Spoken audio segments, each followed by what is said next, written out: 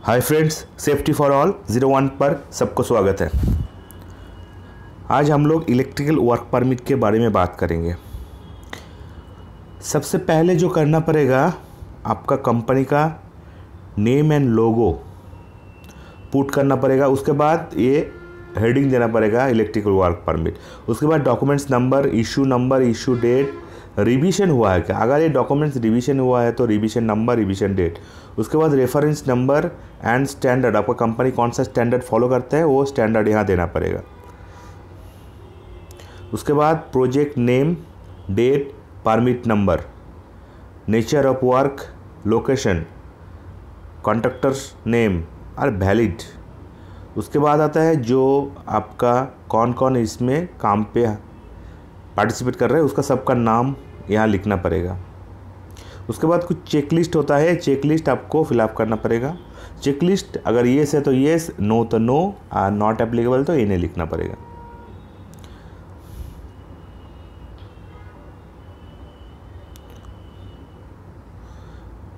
जैसे मान लीजिए काम शुरू होने से पहले, जैसे हम लोग काम शुरू कर रहे हैं ना, उससे पहले देखेंगे कोई भी एनर्जाइज नहीं होना चाहिए। हर पॉइंट हम लोग वोल्ट मीटर, मल्टीमीटर से चेक करेंगे। उसके बाद प्रॉपर पीपी पहन के वो अंदर जाना पड़ेगा। और रबर मैट वो इंश्योर करना पड़ेगा कि रबर मैट है, और ये अप्रूव लेना पड़ेगा क्लाइंट या गवर्नमेंट की तरफ से, ठीक है। और सबको इसके बारे में एक टीबीटी देना पड़ेगा। जॉब स्पेसिफिक जो हैज़ार्ड है, उसका कंट्रोल मेजर क्या है, उसके बारे में फुल्ली आपको एक बार ट्रेनिंग देना पड़ेगा काम शुरू होने से पहले। उसके बाद आइसोलेटर और एमसीबी जो एससीबी सब है, फ्यूज़ है, वो रिमूव करना पड़ेगा। ऑल इलेक्ट्रिकल पॉइंट जो है उसमें टैग आउट, लॉग आउट करना पड़ेगा। और उसके बाद हम लोग आर्थिंग करेंगे।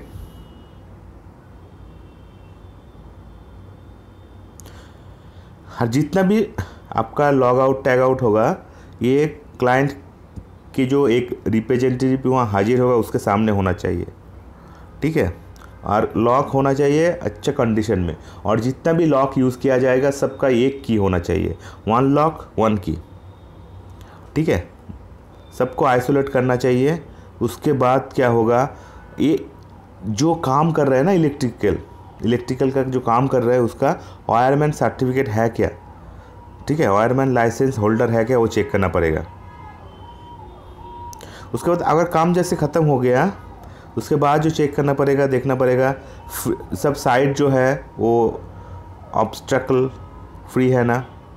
उसके बाद एप्रोप्रिएट पीपी के लेके काम हो रहा था, ठीक है। उसके बाद रबर मैट देंगे हम लोग, वो नेशनल जो स्टैंडर्ड है वो। उसके बाद सब कुछ इंश्योर करना पड़ेगा जितना भी पॉइंट है आपका। हम लोग जो काम किए थे, जैसे फ्यूज़ हम लोग रिमूव किए थे, वो फ्यूज़ को फिर हमको इंस्टॉल करना पड़ेगा, ठीक है, ठीक है। और ब्रेकर को रैक्ट इन करना पड़ेगा। उसके बाद जो हम लोग रिमूव किए थे, लगाए थे, उसको रिमूव करना पड़ेगा। जो रिमूव किए थे उसको फिर इंस्टॉल करना पड़ेगा। जैसे हम लोग टैग आउट लगाए थे ना, उसको हमको रिमूव करना पड़ेगा। उनके बाद हम लोग जब काम हो गया तो क्लाइंट या गवर्नर जो है, गवर्नमेंट पार्टी है, थर्ड पार्टी हो सकता है, कोई भी पार्टी जिसके अंडर आप काम कर रहे हैं, तो उनको इन्फॉर्म करना पड़ेगा, ठीक है।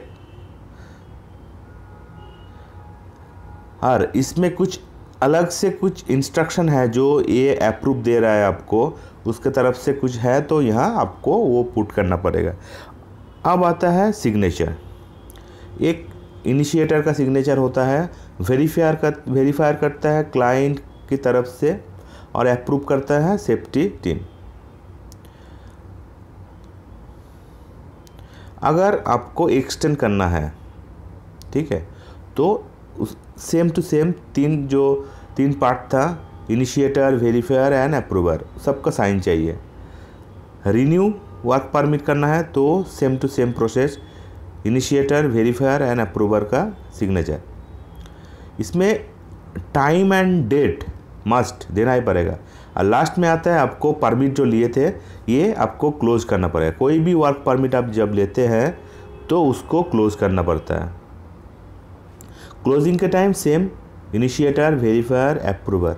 इनिशिएटर जो आपका कॉन्ट्रैक्टर होता है वो साइन करता है, उसका इंचार्ज साइन करता है। वेरीफायर कॉन्ट्रैक्टर इंचार्ज या कॉन्ट्रैक्टर सेफ्टी इंचार्ज वेरीफाई करता है। वेरीफाई और एक बंदा करता है क्लाइंट की तरफ से, प्रोजेक्ट इंजीनियर या प्रोजेक्ट मैनेजर, और अप्रूव करता है सेफ्टी टीम। तो ऐसे बनाया जाता है इलेक्ट्रिकल वर्क परमिट जब हम लोग पैनल में या कहीं भी इलेक्ट्रिकल काम करते तब। तो उम्मीद करते हैं वीडियो आप लोगों को हेल्प करेगा, और दोस्त लोगों से शेयर कीजिए। वीडियो अच्छा लगे तो लाइक कीजिए और चैनल को सब्सक्राइब करना मत भूलिए। Okay bye, thank you.